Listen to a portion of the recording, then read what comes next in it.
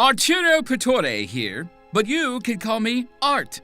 This is Explorations in Art History, starring me. And the hand. Well, what about the rest of me? I'm waiting. Ow! Oh! Ow! Ow! What's happening to me? I feel so emotional, all torn up, and like my life has been shattered, and Tissue, please? Okay, I see we're going to be talking about 20th century art. At the beginning of the 20th century, the Fauves, a French term for wild beasts, led by Henri Matisse, used color in a way to defy reality. One term applied to the new approaches in art was Avant-garde, a French military term that meant the advanced guard. Being avant-garde was the cool, hip, in thing to be. Charge! The son of a Spanish art professor, Pablo Picasso was an art prodigy, trained in the academic style, as shown by this self-portrait he painted at 14. In 1907, Picasso began painting Les Demoiselles d'Avignon. This groundbreaking painting replaced the linear perspective in rounded volumes of traditional art with splintered planes and a deliberately flat 2D surface. It kicked off a new experimental movement called Cubism. Mr. Art, your mission, if you decide to accept it, is to infiltrate the Dada movement. The time, 1916. During World War I, a group of rebel artists decided if society was going to behave so badly, then they wanted no part of its traditions. Marcel Duchamp started by painting a mustache and beard on the Mona Lisa, and a French vulgarity underneath. Rude. The only rule of the Dadas was no rules. So Duchamp then exhibited a urinal as a piece of modern sculpture, named it The Fountain, and signed it with a fake name, Arturo Pittore. After all, without rules, anything could be art. At first, the public was revolted, which delighted the Dadaists. Their art was meant to be a poke in the eye of the world, and it was succeeding. But eventually, Dadaism became accepted and even respected, shocking the Dadaists and causing their movement to self-destruct in 5, 4, 3, 2, 1.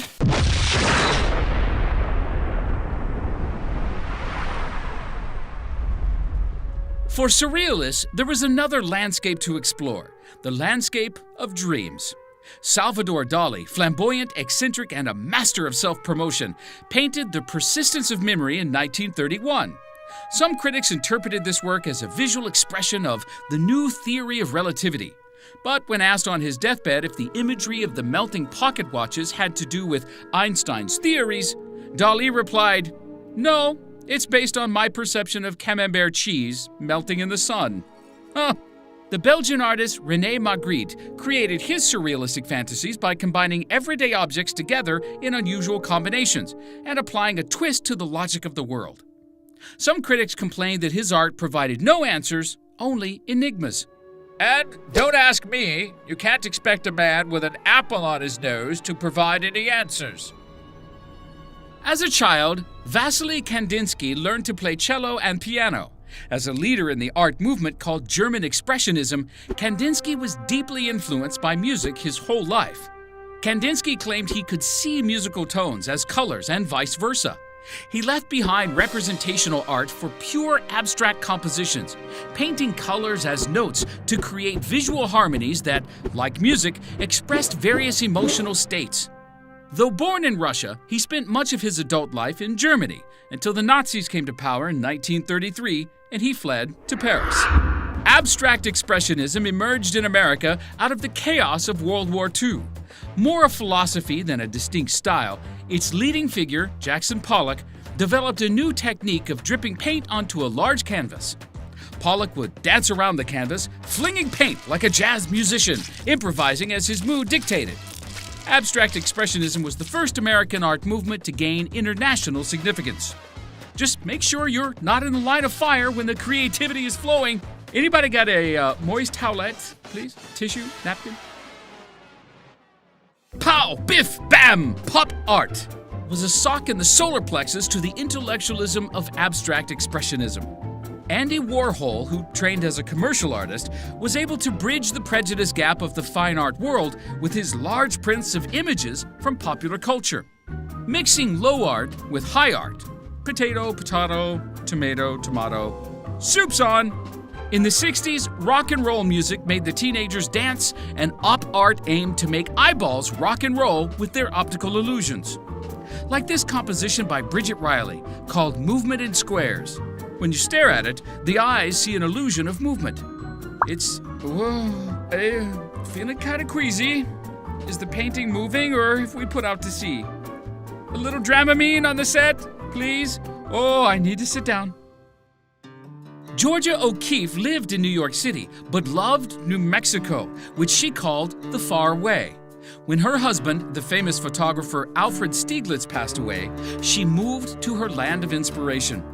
Explaining her large paintings of flowers portrayed as if under a magnifying glass, she said, "Well, I made you take time to look at what I saw. Something new from something old." Born a Pueblo Indian in Santa Fe, Maria Martinez was inspired by ancient pottery shards of the Neolithic ancestors of her tribe. Trying to recreate the black-on-black designs took a long process of trial and error. She eventually mastered the process, bringing the past into the present and helping to create a new recognition of pottery as art for the modern world. Built in the Great Salt Lake, Smithson's Spiral Jetty is a sample of another kind of art which is called earthwork sculpture, or land art. Unlike outdoor sculptures created in a studio and then added to the landscape, land art is made from nature, soil, rocks, logs, branches, and water, and is made to exist as part of the landscape. 20th century art, often just called modern art, was above all else experimental. As the century progressed, art became less group movement oriented and more of an individual search for new creative ways of expression.